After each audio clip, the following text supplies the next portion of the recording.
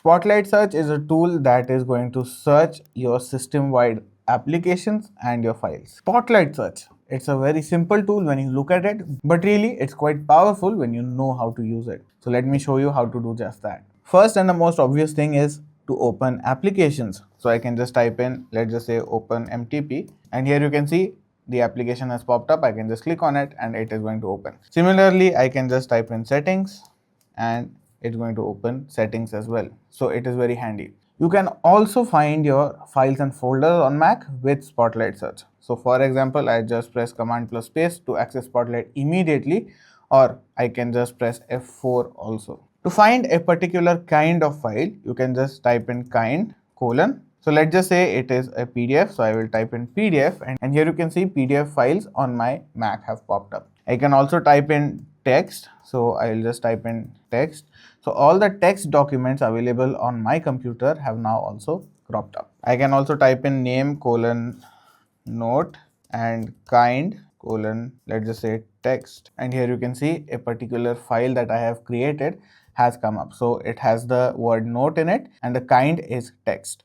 So that has popped up as well. That is another very useful way to use Spotlight Search. Did you know you can also perform quick calculations without having to open or access a calculator on Spotlight Search? For that, let's go to Spotlight Search again, and let's just say I want to type in 256 times 156, and it's going to give you an answer, and it's going to actually take that answer from the calculator.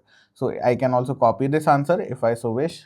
Let me show you another big somewhat random number that I've taken up, and it's actually giving me an answer right away. So that's something you can do as well. Let's just say I don't know a meaning of a particular word.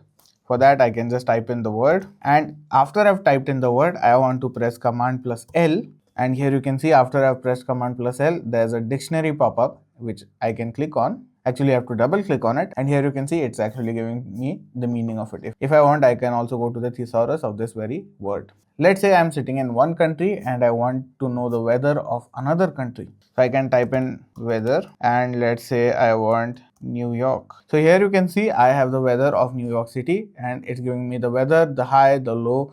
Obviously, it is in Fahrenheit. I can also do that with any city I want. Let's say I want England. If I type in England, it's going to come up with London, and it's going to give me London's weather. So this is what you can do with any city. So here you saw all the digits were in Fahrenheit, but I don't really understand Fahrenheit. I don't relate to it. For that, I can convert it to Celsius from here. So let's say it was 28 Fahrenheit to C. If I do that, and here you can see minus 2.22. So it is giving me the temperature in Celsius as well. And damn, that's cold. I can also do this with currencies. So let's say I want 1000 USD to Great Britain pounds. So I can type in GBP. And here you can see once I've done that, it's giving me 1000 US dollars to GBP. So according to today's rate, it's going to convert it for me. I can also search for settings on my Mac with Spotlight. So let's say I want to type in keyboard, and here you can see keyboard is going to come up as settings, and a few settings inside the keyboard settings are also going to come up for me so that it's easier for me to access. So let's say I go to keyboard shortcut, I have to double click for it, and it's immediately taking me directly to keyboard shortcut. So that is very useful. Let's see if I gives me Spotlight, I can type, and here you can see we have Spotlight as well.